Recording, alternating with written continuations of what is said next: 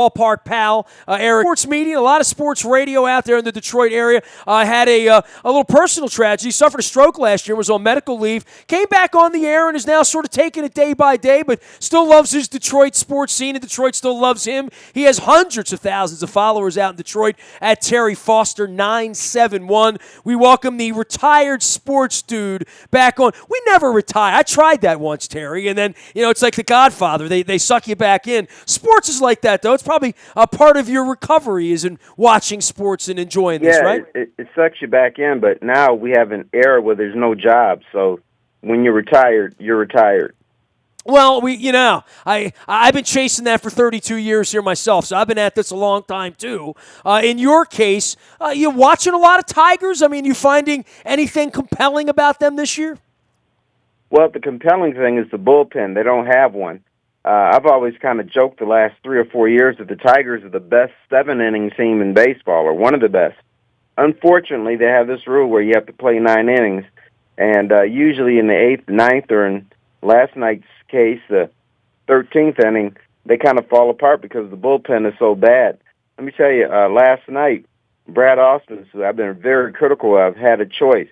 He could go with Fernando Rodriguez, who has an 8.16 ERA, or Anibal Sanchez, who has a 10.13 ERA.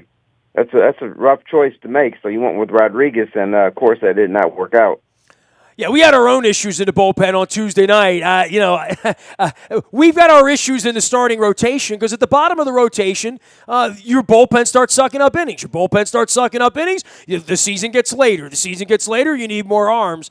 Certainly 13-inning games don't do anybody any good as far as managing bullpens. But the Orioles had their own fair share of problems, and usually starts with Miley and Jimenez and works backwards from there. The Tigers haven't had that problem. I mean, even losing the quality starting pitching that they've lost to our neighbors down to the south and in Scherzer, the Tigers starting pitching is still something around here in Baltimore. We wish we had a few of those guys. Yeah, that's the thing. It's very, very good.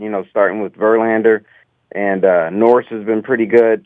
Last night Boyd struggled, but for the most part, that starting rotation has been very solid.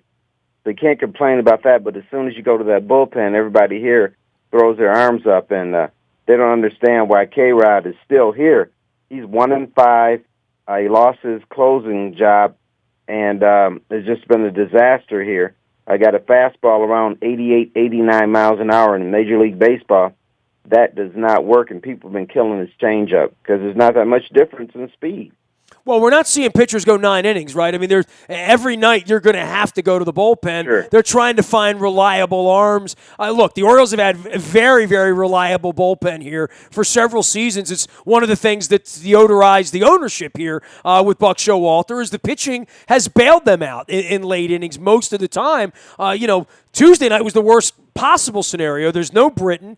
Givens gets bombed. Brock doesn't look right. Hart gets bombed. I mean, they had the game won again in the 11th inning and gave it away. They blew a 7-1 lead. Yeah. And the Orioles are playing better baseball than the Tigers. What's the real prognosis on the Tigers? I mean, you've been around this a long time, Terry, and I've been, look, Angelos took my media credential 11 years ago. I've lived here in this environment for a long, long time where, any criticism's bad, and I know you've been very critical of a lot of things. The one thing I'll say in your environment there is you had an owner that wanted to win so bad he might have done stupid things like give Anibal Sanchez too much money and overrule baseball people. But that being said, you had a guy there who passed away recently who really left a legacy of trying to win and never really being able to climb that mountain in the modern era.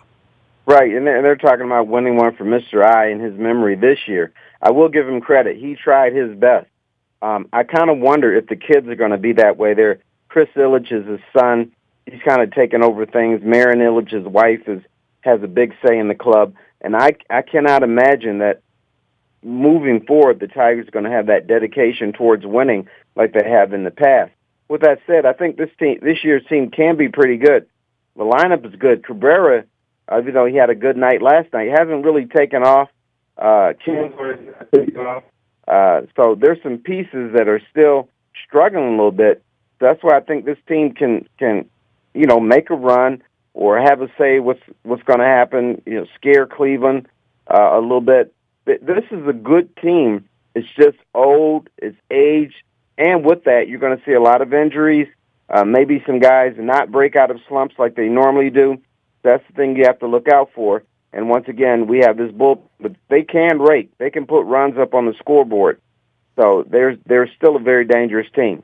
He is in semi-retirement, but not in hiding in Detroit. He is Terry Foster. You can reach him out on Twitter at TerryFoster971, and been covering Detroit sports for a long, long time and has seen it all. And I guess part of seeing it all here was there was this Ilitch-Dombrowski period of loading up, spending money, keeping good players, packing the stadium, creating hope, getting to a World Series. All of that existed during that period. This is sort of a new era, right? I mean, we've often wondered what it will look like around here when Mr. Angelos is no longer here, as well as Duquette and Showalter. And this has been a nice deodorized period where they've made the playoffs, and they've sold hope here recently, and hope's a great thing to sell. But I remember when the Tigers were losing $1.20, right? I mean, there was a really ugly period there before there was sunshine. And right now, a lot of organizations are trying to sort of reconfigure that. I mean, the Yankees had their big sell-off last summer.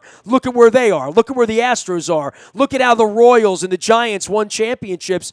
Maybe it's going to be darkest before the dawn in Detroit, and maybe there will be a sell-off this summer. Is Detroit prepared for that, Terry? Well, they claim they are, but I don't think this town is ready for that because we've been used to seeing them win. Now, prior to this run, Mike Ilitch was in charge, but he had Randy Smith as his general manager. Didn't trust him with the pocketbook, didn't spend.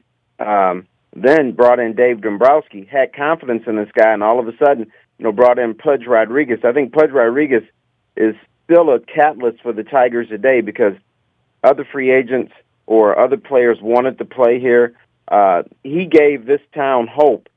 And Mike Ilitch believed in him, believed in Dave Dombrowski, started spending, and the Tigers have been on a semi-roll since. And they're going to get out of this without winning a championship, but at least they've been contenders, and some people are satisfied with that. But there's still a contingent. It was like, well, this was the best run you had. You had Cabrera, you had Verlander, you had some Scherzer and David Price, and you're not going to win a championship. It's going to be a bitter pill for some people to swallow, but on the other hand, at least they gave it a run, but just didn't quite work out. Well, we're familiar with it around here. The window was closed for a championship. Yeah, I mean, we're familiar around here for the playoff matchup a couple years ago, and I don't know that there's any animosity between these organizations, but certainly the Orioles got in the way one of those times. And, I see all these teams this summer, and I thought the Red Sox would be better. I thought the Astros would have been better last year. I mean, the Nationals aren't even going to have a fight in their division. They're just going to waltz away. I think people thought the Cubs and the Indians were going to waltz away as well. I think it's a little bit more balanced than that in both of those divisions. And I look at the Tigers and I say, they got some ball players I'd like to have on my team. I don't know how I would feel about them busting it up, but I also know that when there's lack of stability in ownership, and to your point, you don't know how much the family is going to care about winning as opposed to the father, because that was never in question in Detroit. And dude, I've been on the radio here 25 years. Maybe I go back into the late 90s when the old man was spending money and chasing Albert Bell around. But in the last 20 years here, there's been a real dedication to making a lot of money here. There hasn't been a real dedication to winning here. Winning's been, well, it's nice if we get there. It hasn't been, I need to have a parade in my town before I die. I don't feel like Peter Angelos has ever felt that way here. And I don't feel like in most places it's that way. In most places, it's a commodity. It's something to get a tax write-off. It's something to get yourself a meeting with the governor. Appreciate and value. Yeah, I mean, look at what Laurie has done down there in Miami, raping and pillaging the land. You know what I mean? Mm-hmm. I mean, he's created a brand there that no one wants to associate with. I've always felt like when I see the Tom Selleck cap on somebody in Detroit, I've always felt like there's been some honor in that organization. No, there has been. I will give Mike Ilitch that. There has been. My fear is that is done. I don't know what Chris Ilitch thinks, but from the people I talk to, he's more about the bottom line. He's more about the everyday owner that wants to make that money. Mike Ilitch, his family was against him spending. First of all, they were against him buying the Tigers in the first place. let alone spending all this money. Mike Ilitch is the guy that wanted to put the bells and whistles in the stadium. He put tiger statues all over the place. He spent on players. He's just a different type of guy. I think his mentality is, look, I'm a billionaire. If I lose money for a few years, so what? I'm still going to be a billionaire, which he's right about. But I think the mentality now with the Tigers, next season moving forward is going to be, okay, let's make this profit.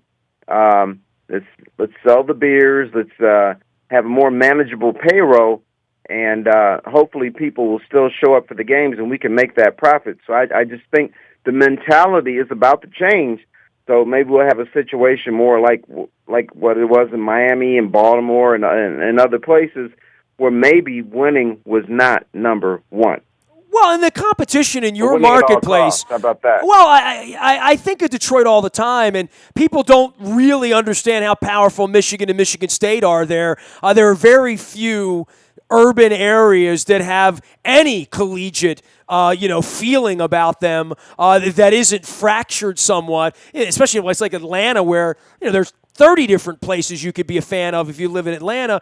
Yeah, in Detroit, there's Michigan State, and then there's the pro teams where the Lions can never get out of their way. The Pistons are always trying to climb. The Red Wings own that place forever, much, to do with Ilitch. And now you're seeing a real changing of the guard there where the Pistons are moving out of Auburn Hills. The hockey teams moved out of the Joe. It's a new era there, and I think it's going to be what have you done for me lately, right? Yeah, I think it's an exciting era too, but I think the Wings and the Pistons are going to get a pass a little bit because they're moving downtown. All four professional sports teams will play within a half a mile of each other. That's very rare in sports. And, if you're bored with them, we do have Michigan. Michigan's number one here with a bullet, followed by Michigan State. So you have two Big Ten teams. So this is a great sports area for football and basketball and hockey. And so this is a very unique place, and people are passionate about their teams here. So well, I don't think. I guess my point is, if they put up a 60 and 102 next year, that wouldn't go well. In that environment. No, it would not go well. People want to see wins. We have a lot of things to root for, but still, people want to see greatness out of their teams because they're used to blue-collar team. They're used to teams at least competing. They know they're not going to win every year, but they want to see them compete and hustle and everything, and that's what we've seen, and we've seen some very good talent come through the Tigers and maybe not the Lions, but, the Pistons and Red Wings, obviously. So, you got to perform here or else they're turning their back on you. Except for the Lions. For whatever reason, the Lions, who've given us the most heartache, people will not abandon that team. They love them, even though they claim they don't, but they do love that team.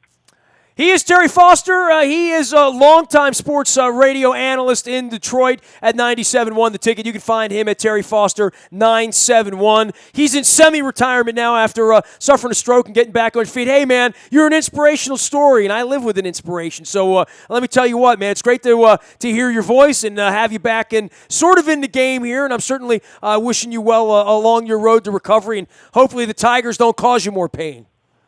No. I'm beyond all that stuff. They cause other people pain. Their enjoyment for me, whether it's good or bad, I just enjoy the show. Hey, man, great having you on. Keep up the good work there and getting better. All right, thanks a lot. I appreciate it. You got it. Terry Foster joining us from Detroit. You can find him out on Twitter and read about his story and his stroke. It's an incredible, inspirational story. He's getting back on the air and obviously still watching plenty of Tigers baseball as well as the rest of what's going on out in Detroit. I'm watching the Orioles and the Tigers, even if it keeps me up half the night. Kitty fell asleep on him the other night, but I was there to watch the second meltdown. Whew. Boy. Pitching is something we're going to be talking about around here, and the bats have awakened a little bit, which is good to see. I'm expecting more out of the Orioles bats, as we've talked about around here. You can find me anywhere the internet is served out in the Buy a Toyota Audio Vault 24 hours a day from anywhere in the world on your mobile device. Download the TuneIn Radio app. We do come in crystal clear. The morning newspaper ships to your email inbox at 7 a.m. each and every morning. That is powered up by our friends at Planet Fitness at planetfitness.com, where it's still $10 a month to get in the best shape of your life. Don't forget, any breaking news happens first on the WNST Tech Service. That's all brought to you by Coons Ford of Security Boulevard. Dennis will be here on Thursday. He'll be driving you home with the SSV on WNST. That's heard from 3 until 5 p.m. each and every Thursday here at AM 1570. I'm out on Facebook, Twitter, LinkedIn, Snapchat, Instagram, streaming live on our Facebook as well as our YouTube WNSTV channel. We are WNST.net, AM 1570, and WNST Towson, Baltimore. And we never stop talking Baltimore sports.